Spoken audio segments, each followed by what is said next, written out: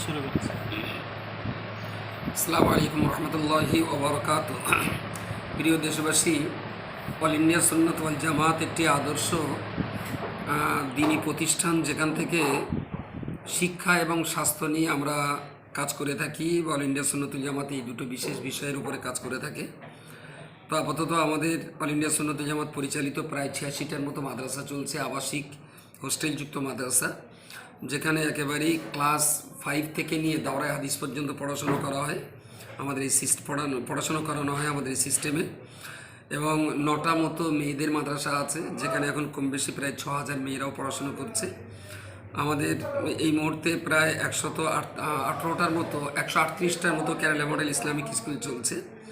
তারই অন্যতম একটা শরিক হলো কাঠজালা ছেলে গোয়ালিয়া সিদ্দিকিয়া মিনিয়া খারিজি মাদ্রাসা।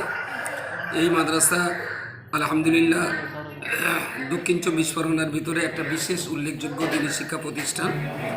প্রতি বছরের মতো এবছরেও 2রা ও 3রা ডিসেম্বর আমাদের এই মাদ্রাসার বাৎসরিক ইসালে সাওয়াব বাংলা মাসের 15-16 অগ্রহায়ণ।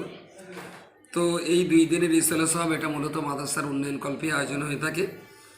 এবছরে অগ্রহায়ণ মাসের 15-16 তারিখে এই অনুষ্ঠান হবে। দেশবাসী, আপামর জনসাধারণ, উল্লেখযোগ্য অল ইন্ডিয়া সুন্নাতুল জামাতের সকল সদস্য, কর্মী, সহযোগী ভাই ও বন্ধুদেরকে আমি আন্তরিকভাবে আমন্ত্রণ জানাচ্ছি। 15 তারিখে মাওলানা ইয়াকুব আলী সাহেব এবং মাওলানা রজব আলী সাহেব, তাঁরা 2 জন আমন্ত্রিত আছেন, তারা বক্তব্য রাখবেন। এবং 16 তারিখে মুফতি সাহেব থাকবেন, আমিও থাকবো। এবং সেই সঙ্গে সঙ্গে আমাদের আরও স্থানীয় অনেক আলেম ওলামারাও তারা ওয়াজ করবেন।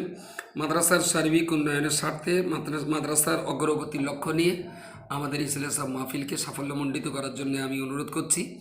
এবং দিনী শিক্ষার এই পীঠস্থানকে হেফাজতের জন্য আর্থিক, দৈহিক এবং মানসিক সার্বিক সহযোগিতা একান্তভাবে কামনা করছি।